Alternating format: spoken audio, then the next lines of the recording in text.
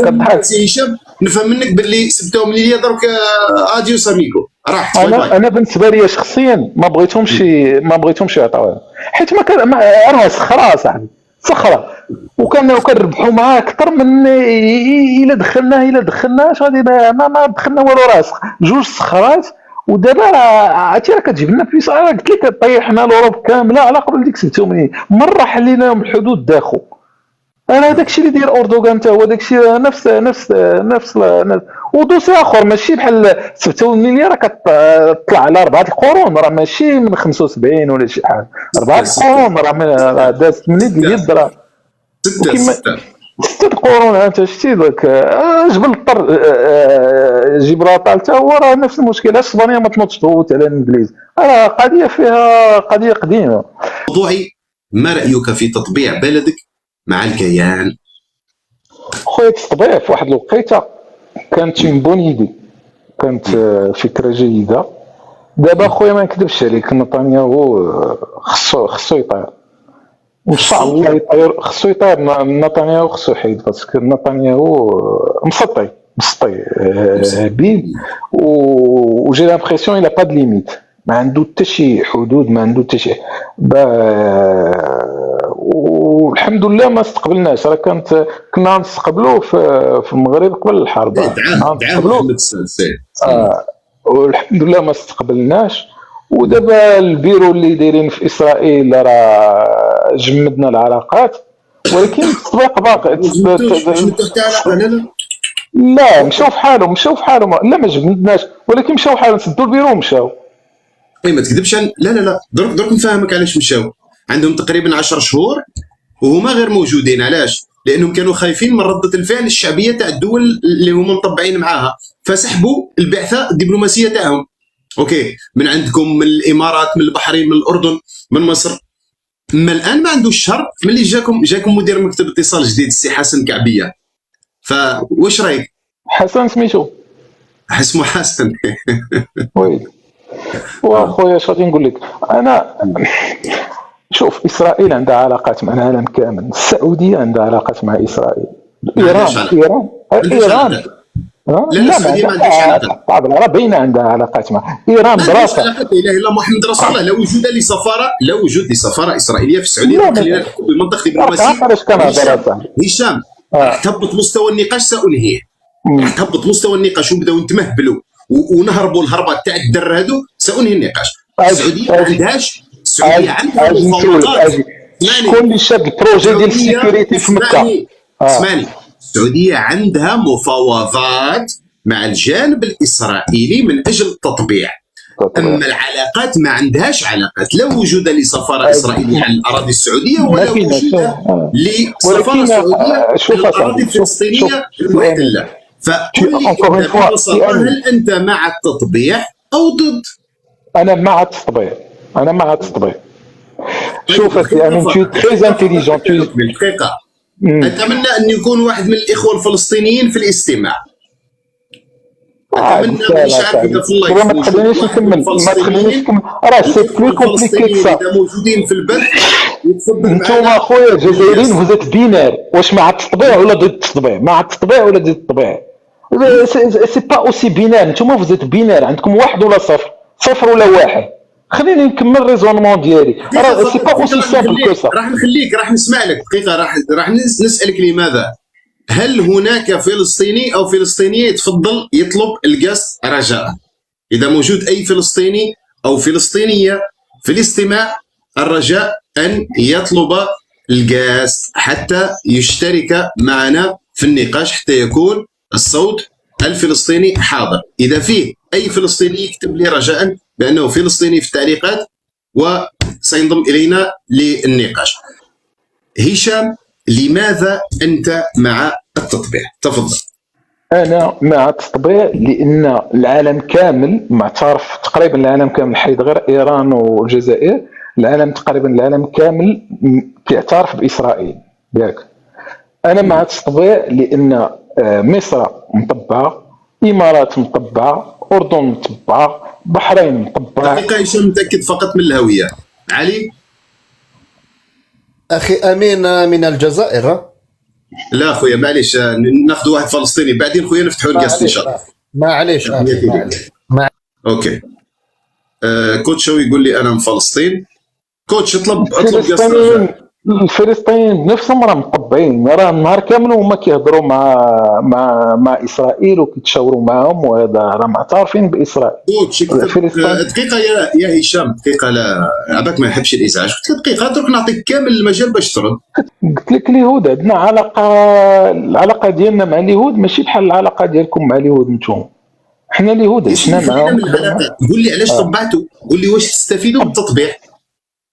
ما نكذبش عليك، التطبيع جا اعلنا بالتطبيع، اعلنا عليه اوفيسيالمون تحت ضغط امريكا. غنقول لك الصراحه، نجي لك من الاخر. امريكا قال لنا فوالا بغيتو نعترفوا الصحراء المغربيه، نعترفوا عليها دابا دخلوا في المخطط ديال ابراهام. قلنا له ديك الساعه كانت الجزائر مصدعه لنا راسنا، ها نقطع الانبوب، ها نحيد تريسينتي، قطع الانبوب، قلتو غنموتوا بالبرد، ما متنا بالبرد لا والو، ها دير هذا، ها اسبانيا تحلفتوا عليهم عندك وتعطيو الغاز للمغرب. ضحكوا عليكم اسبانيا، نبيعوا لكم الغاز ولكن نتوما غادي نحضيكم، واش غادي تبيعوا الغاز للمغرب؟ هذا حسينا بهذاك الضغط، ماشي ضغط ميليتير، ضغط اقتصادي. قلنا اجي نديروا خطوه كبيره في هذه القضيه ديال الصحراء، هي نديروا المخطط ديال ابراهام. كان ديك الساعه فيها امارات وفيها مع شي بلاد اخر، دخلنا حنا غير اوفيسياليزينا العلاقات اللي كانوا عندنا وطيده ومنذ شحال وما مي اليهود كيحترمونا بزاف، راه كيجيو كيقول الملك نعم سيدي صاحب الجلاله الله ينصر على سيدي. راه كتشوف، راه في خبارك في البرلمان الاسرائيلي قبل مني كيفتتح البرلمان الاسرائيلي، كتشوف كيديروا الصوره ديال محمد الخامس حسن الثاني، دابا كيديروا ديال محمد السادس، كيديروا الصوره. راه كاين احترام كبير، كيحترم. انا مشيت ما عرفتش، مشيت القدس، مشيت امين القدس. لا انا مشيت القدس ومشيت لبيت لحم، مشيت لرام الله، مشيت لهذا، مشيت كانني مغربي. والله ما نكذب عليك، الفلسطينيين كيموتوا عليا واليهود تا هما كيموتوا لي. ها كيشدني يهودي كيقول لي راه عندي عائله هنا به. بقينا العلاقات ديالنا مع اهل الكتاب تا هما، العلاقات ديالنا معهم وانتم العلاقات ديالكم معهم. هذا اخبارك راه كاين يهود ايرانيين، كاين يهود بحرينيين، كاين كتقول لنا كنصيفطوا لي سولدا لاسرائيل. لا خويا، هذوك يهود عندهم باسبور مغربي سيتو، كاين يهود عندهم باسبور ايراني، تما كاين راه يهودي راه سا نيكزيستو با، كلهم مستوطنين تما، كلهم مشاو تما. شي جاي من تركيا، شي جاي، كلهم عندهم دوبل ناسيون. حنا شديتو عندنا كنصيفطوا العسكر ليه، راه سيدي ما كنصيفطوش العسكر. هذوك يهود اصولهم مغربيين وورثوا داك الباسبور من اباء عن جد. وتطبيع اخويا، انا مع التطبيع، انا نكذبش عليك، انا مع التطبيع، حيت كما قلت لك نكمل لك الريزونمون ديالي. حسينا بواحد الضغط، ودوك امريكان داروا لنا شحال ما قلنا دخلتوا الابرام راه غادي نعترفوا على الصحراء، قلنا لهم بونكو يلا صافي، ما تزاد عندنا حتى شي حاجه. انا بغيت نسولك علاش ملي جا الوزير الدفاع المغرب وقلتو خسر معكم الهضره، علاش ما طاكيتوش ديريكتومون، ما طاكيتوش اسرائيل ديريكتومون، جيتو طاكيتونا حنا؟ أنا مستني فيك تكمل لي لماذا طبعتم وما الذي استفدتم من التطبيع، ودرك نعقب لك على كل نقطة هضرتها. تفضل. أنا قلت لك علاش طبعنا أصاحبي، في واحد الوقيته كان حسينا راه قلت لا ما كتصنتش ليا، قلت لك ضغطات عندنا أمريكان باش ندخلوا في مشروع أبراهام وغيره وهذا، وقلنا يلا نمشيو في هذا التخصص. حنا ما عندنا ماشي حنا ايران ولا شي حاجه اللي غدوز علاقه من التحت لتحت للفوق، علاقه بقات كما كانت، ما زدنا ما نقصنا. وهذا هو دخلنا، وانتم ما تسقطش لكم هذا التطبيع، ما عرفتش علاش ما تسقطش لكم.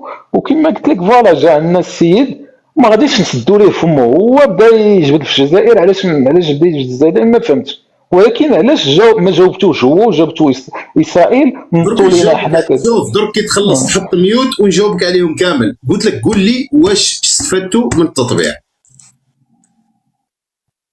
قلت لك استفدنا صاحبي، بقى نعاود في الهضره، لان استفدنا بان دخلنا المخطط ابراهام وامريكا اعترفت بالصحراء، وباغ افي دومينو اسبانيا فرنسا الالمان الانجليز. هذا دونك هذه استفاده اللي ما كناش معولين عليها، ولكن جاب الله.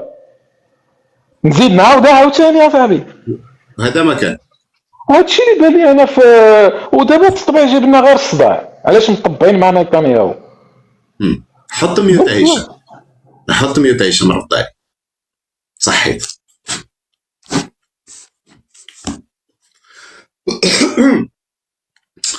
اولا انت اعترفت بعظمه لسانك باللي انتم صغار، ضغطت عليكم امريكا باش تطبعوا علنا،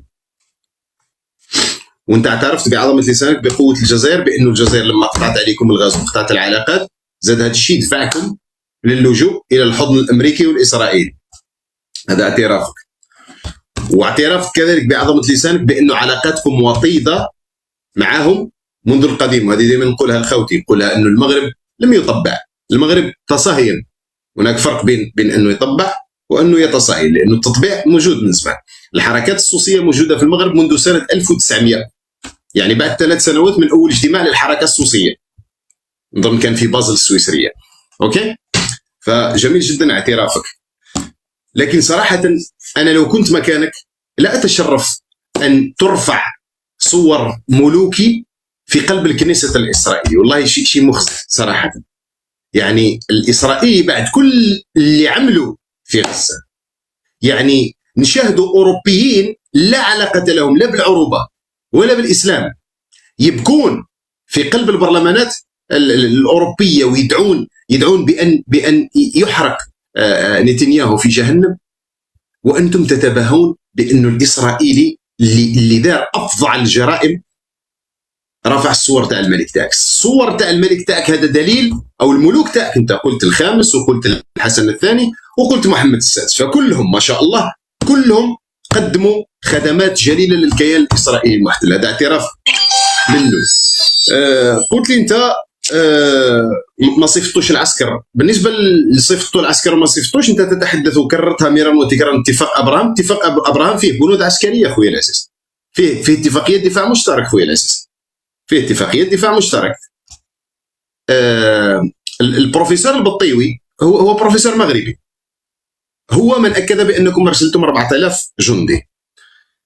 يدعوت احرنوت الاسرائيليه نقلت وقالت أن هناك 4000 جندي جاءوا ليقاتلوا إلى جنب جيش الاحتلال الإسرائيلي، وقالت هذا نقلا عن مصدر عسكري موثوق.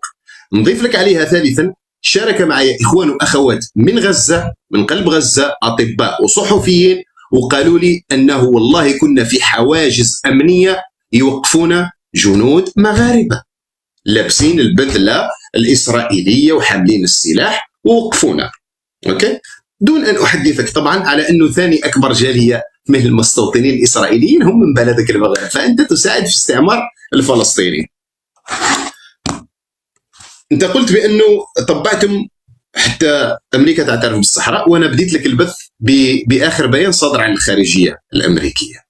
الخارجية الأمريكية لا تعترف بسيادتك على الصحراء. الخارجية الأمريكية قلت لك في آخر بيان، وبإمكانك التوجه إلى الموقع الرسمي لوزارة الخارجية الأمريكية الذي قال حرفيا بأن أمريكا تعتبر بأن مقترح الحكم الذاتي هو واحد من المقترحات الذي قد يفضي إلى حل، ورجع أكد بأنه أمريكا تدعم كل المساعي الأممية السلمية لإيجاد حل نهائي للصراع على الأراضي الصحراوية. هذا البيان لا يؤكد أي شيء ولا يؤكد أي اعتراف ولا يؤكد أي دعم، وقال في الوسترن صحراء، في الصحراء الغربية، ولم يقل in the Moroccan صحراء. سألتني أنت أخطأت في الصياغة ممكن، أو راك حافظ مش فاهم. أنت قلت لي وزير الدفاع المغربي وهدد. لا يستطيع وزير الدفاع المغربي أن يهدد. كان وزير الدفاع الإسرائيلي. لا تقاطعني مجددا. كان وزير الدفاع الإسرائيلي بيني جانتس هو من هدد الجزائر. وهددها من وين؟ من فوق أرضكم، من على أرضكم. يعني هذه سابقة عمرها ولا حصلت أن يتجرأ مسؤول رسمي عسكري رفيع المستوى برتبة وزير دفاع على أن يهدد دولة عربية من فوق دولة يفترض أنها عربية ويفترض أنها إسلامية. أوكي؟ فهذا العيب عليكم مش عليه. هو عدوي أنا. نحن نجاهر بعدائنا. نحن اشترينا عداء إسرائيل، نحن اشتريناه، احنا حوسنا نعادوه. احنا ما عندناش مشكلة معاه حقيقة، هو ككيان مباشرة ما عندناش مشكلة معاه، لا عقائدية لا جغرافية. مشكلتنا معاه أنه يعتدي على إخواننا الفلسطينيين ويخذ أرضهم ويقتل فيهم. أوكي؟ فطبيعي نلومك أنت من تستضيفه، لأنه هذه في العرف الدبلوماسي ما يليقش أنك تكون ضيف في دولة وتهدد دولة أخرى هي جارتها. فلذلك أنتم من تتحملون المسؤولية، وهذا عار في حقكم. أوكي؟ ونقول لك حاجة، عيب أنه يجي وزير دفاع إسرائيلي بعد كل الجرائم اللي داروها في غزة، والقادة تاع جيش بلدك واخدين وضعية الاستعداد والتحية العسكرية يتحولوا. وعيب وعار أن يتوجه قادة الجيش تاعك إلى قلب تل أبيب ليحيوا العالم الإسرائيلي. وعيب وعار أنه كل الجرائم اللي عملها الكيان ما قدرتوش تديروا حتى بيان واحد تدينونه. من أجل ماذا؟ من أجل أن تعترف أمريكا، وأمريكا لحد اليوم لا تعترف. وحتى لو اعترفت أمريكا ولن يتغير شيء، ما تغير ولا شيء. هاو الكيان اللي طبعتوا معه حتى يعترف لكم. الكيان تمسخر بكم، نتنياهو تمسخر بكم في 3 مرات يظهر إعلاميا. في 3 مرات الخريطة لم تكن تحتوي على شيء اسمه الصحراء المغربية. 3 مرات تظهر مع جورجيا ميلوني في مكتب وزير الدفاع الإسرائيلي، وعلى قناة TF1 الفرنسية، ومؤخرا في إحدى الجامعات أو إحدى قاعات المؤتمرات. تظهر الخريطة كانت مبتورة. قلت لكم نتنياهو، هل هذا هو التطبيع؟ الكيان اللي طبعتوا معه وعطيتوه الشرعية، قلت له أنت شرعي، تعال أقم سفارة في بلدنا، تعال أقم مكتب اتصال في بلدنا، تعال دعنا نمضي الاتفاقيات، دعنا نقم الشراكات بين بعض، بين عسكرية واقتصادية وتجارية وسياحية وثقافية. وفي الأخير ماذا؟ خريطة استخسرها فيكم. كلمة للصحراء المغربية ما نطقهاش. ونزيدك حاجة، هذيك شمة درشول صحفية مغربية استضافها حميد المهداوي، قالت له أنا قابلت ديفيد غوفرن مدير مكتب الاتصال الإسرائيلي، سألته قلت له يا سعادة السفير، لماذا لحد اليوم لم تعترفوا لنا بسيادتنا على الصحراء الغربية؟ قال لها، وهي تقول وأنا أنقل ما قالته، الفيديو موجود صوت وصورة، قالت له أو قال لها we don't want headache، لا نريد صداعا. قالت له ما الذي تقصده بما لا نريد صداعا؟ قال لها لا نريد إغضاب الجزائر. شمة درشول هي من قالت هذا الكلام لحميد المهداوي، وكلاهما صحفيان مغربيان مقيمان على الأراضي المغربية. فهمت؟ هذا هو الكيان. هو أضعف بكثير من أن تحاولوا أن تستقووا به علينا. ونظن أن الكيان لما جاء عندكم لم يعوضكم عن الغاز الجزائري. الكيان لما جاء عندكم لم يختصر لكم ويختزل الرومبوان الدوار الذي فرضته عليكم الجزائر بعد إغلاقها لمجالها الجوي والبري والبحري. تطبيعكم لم يجعل منكم قوة عسكرية في المنطقة. لازال الجيش الجزائري حسب موقع جلوبال فاير باور الأمريكي يحتل الموقع 26، ولا زال الجيش المغربي يحتل الموقع 61 عالميا. لم يتغير شيء لحد اليوم. الصحافة الإسرائيلية تقول دائما عندما تتحدث عن القوى العسكرية بين الجزائر والمغرب، تقول أن هناك فجوة كبيرة، فجوة بين القوى العسكرية الجزائرية الهائلة والقوى المغربية المتواضعة، هكذا تصفها بالتحديد صحيفة هارتس في أحد مقالاتها. فما الذي قدمته لكم إسرائيل؟ بالعكس، لما طبعتم زادت حدة الجفاف، لما طبعتم زاد الغليان الشعبي، لما طبعتم الاتحاد الأوروبي وأرقى وأكبر وأقوى مؤسسة قضائية اللي هي محكمة العدل الأوروبية ضربتكم في مقتل، قالت لكم توقفوا عن استغلال خيرات الصحراوية، وأنهات اتفاقية كنتم تستفيدون منها على الأقل المتعلقة بالصيد البحري ما لا يقل عن 208 مليون يورو. هذه تحالفاتكم، وهذا ما الذي قدمته لكم إسرائيل.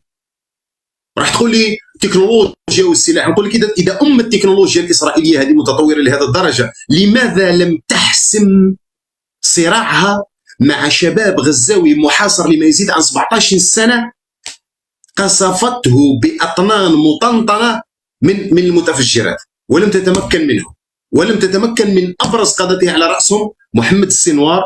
محمد السنوار اللي اذكرك، البطل محمد السنوار الذي وهو تحت الانفاق بمجرد ان استلم زمام الامور في القسم او في المكتب السياسي لحماس، اول رساله له من تحت الانفاق بعثها للجزائر وللرئيس الجزائري وللشعب الجزائري، قال له مبروك يا تبون العوده ثانيه، وقال له شكرا للشعب الجزائري وشكرا للدوله الجزائريه على وقوفها الى جنبنا.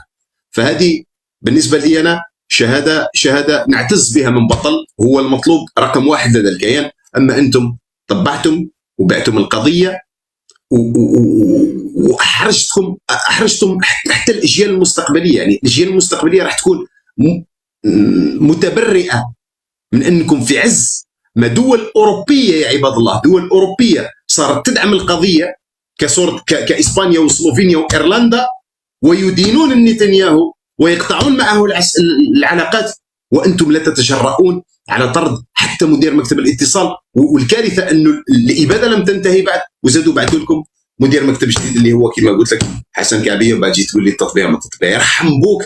ما فائده التطبيع؟ واسال من قبلك، اسال مصر واسال الاردن، قسما بالله من وقت ما طبعوا هما في انحدار اقتصادي وسياسي وكذا.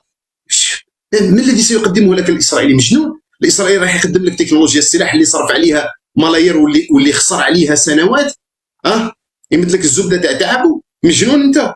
يعطيك كم شت طياره درون ولا يجيبهم لك تقريبا جاهزين، يقول لك ركب لها الجناح تاعها ولا ركب لها الكاميرا وانتهى. راح يعطيك تكنولوجيا. من يبيعك التكنولوجيا؟ مجنون. اذا امريكا هي الراعي الرسمي للكيان، الاف 35 تاعها ما تمدهاش حتى لاسرائيل، وكي تحب تساعد اسرائيل تمدها لاسرائيل، تضرب بها وترجعها، ما بعتها لهاش حتى.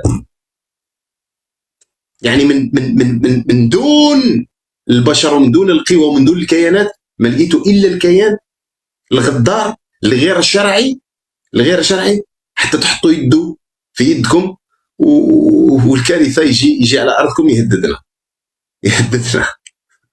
ويا ريتو يتجرأ يعمل شيء.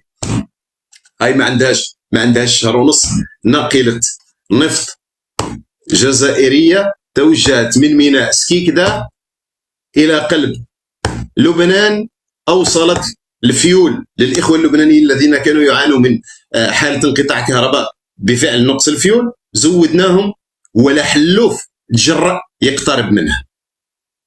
والقبطان تاع هذيك الناقله انذاك كان تحدث ورمى كلمه بين الاسطر، قال لك رحنا مؤمنين.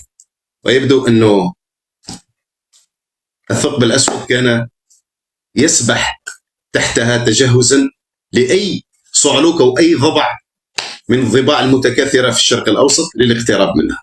هذا هو الاسرائيلي تاعك، لا يتجرأ حتى يعترف بالصحراء المغربيه خوفا من الجزائر، هذا باعتراف مسؤوليه. فصدقني انه صفقتكم مع الاسرائيليين خسرتكم كل شيء. بعتوا دم الفلسطينيين، خسرتوا احترام العالم، خسرتوا الجزائريين، وستخسرون المزيد، ستخسرون مستقبل الاراضي، لانه يتم تجهيز بلدكم لان تكونوا مستوطنه جديده للاسرائيليين. ونزيدك الكارثه وين؟ حتى تعرف انه بلدك تباعد. الشركات الاسرائيليه ما تزرعش الافوكادو في الاراضي الفلسطينيه المحتله اللي هي كذلك تعاني مشكل في المياه. جات عندكم انتم وعندكم الجفاف، ولا زالت الى حد اليوم تستغل في المياه الجوفيه تاعكم. ما عندهاش شهرين او ثلاثه حوالي 200 شاحنه كانت معبأه بحوالي 80,000 طن من الافوكادو. هذا كلها من المياه تاعكم. هذا هو الكيان. استنى من الكيان يعطيك الخير ويعطيك السلاح ويحامي عليك. واذا انت متوقع انه الكيان غدوه لا قدر الله لو حصل صراع عسكري لكم معنا، تتوقع انه الجنود الجبناء اللي في الارض اللي هم سارقينها يفرون منها، يهربوا منها، ما يهربوا من الحرب، يخلي الكيان ويجي يحارب معك ضد من؟ ضد الجزائري اللي الموساد تاعو مقريه ومفهمه بانه هذا الشعب الجزائري هذا هو شعب عنده عقيده وثقافه وفلسفه تاع الشهاده. احنا هكذا تخلقنا باش نحاربوا، احنا هكذا اوكي. والمدرسه والدرس اللي اعطيناه في العشريه السوداء وفي وقول لي عليها في ثوره التحرير المجيده، اسمح لي يعني مثلا الجيش الوطني الشعبي او جيش التحرير الوطني، يعني اعطوا دروس في الحروب الكلاسيكيه وفي حرب العصابات، فبالتالي عارفين انه يستحيل غدوه واحد يتجرأ يواجه الجزائر عسكريا. جيت تقول لي الكيان وما الكيان، ما اعطاك والو الكيان وما راح يعطيك والو الكيان، اقسم بالله ما راح يعطيك حاجه. والكيان اصغر واحقر بكثير من انه يشكل اي خطر. وشوف الدليل، الجزائر تضل ترخص فيهم في البيانات، في مجلس الامن ترخص فيهم، تقول له المجرم، هذاك الممثل الاسرائيلي كلمه غلط في حق الجزائر ما يقولهاش، مذلول، بس يعرفنا انه احنا اسياد، لا نملك ترسانه نوويه، نعم، لا نملك تريليونات الدولارات في ناتجنا القومي، لكن احنا شواكر، احنا الزلط والتفرعي، قالها بوتفليقه، وناس بزاف من ابناء بلدك ما فهموهاش. الزلط والتفرعين يعني احنا حتى لو نكون نعاني ما نهبطوش راسنا. ونعطيك دليل على ذلك، احنا كنا في العشريه السوداء نعاني المديونيه ونعاني وضع امني مدمر منزلق، ورغم ذلك لما فرضتوا علينا التاشيره احنا ردينا لكم الضعف. تفرض علي التاشيره قطعنا عليك الحدود البريه غلقنا امها تماما، ما تقدرش تلوي ذراع الجزائري، حتى لو نكونوا جائعين، وحتى لو نكونوا مدانين، وحتى لو نكونوا والله العلي العظيم لن نركع الا لله سبحانه وتعالى. بس فالاسرائيليون يعرفون هذا الخصال في الشعب الجزائري، يعرفوا هذه الخصال اللي فينا احنا، قاريين يقراوا الاجهزه الاستخباراتيه تاعهم تهتم بهذه الامور، تقرا السيكولوجيه الجزائريه، تحللها. الشعب اللي دفع 7 ملايين شهيد على جال تحرير هذا البلد، وكان بوسائل بدائيه، بالمنجل وبالزويجه وبالماط وبالمسدس اللي فيه 6 ضربات. درك الجيش الجزائري هو مسلح هكذا، والله العلي العظيم يعني نقدر نقول لك لا ابالغ انه لو نتهوروا غدوه ولا نديروا حمله توسع، والله بالك ما حبسنا في النص نتاع القاره. فالاسرائيلي تاعك صدقني تحالفك خطا استراتيجي ستدفعون ثمنه مستقبلا، خطأ من الناحية الإنسانية ومن الناحية السياسية ومن الناحية الاقتصادية، راح تخسروا ما تبقى لكم في بلدكم والأيام بينها.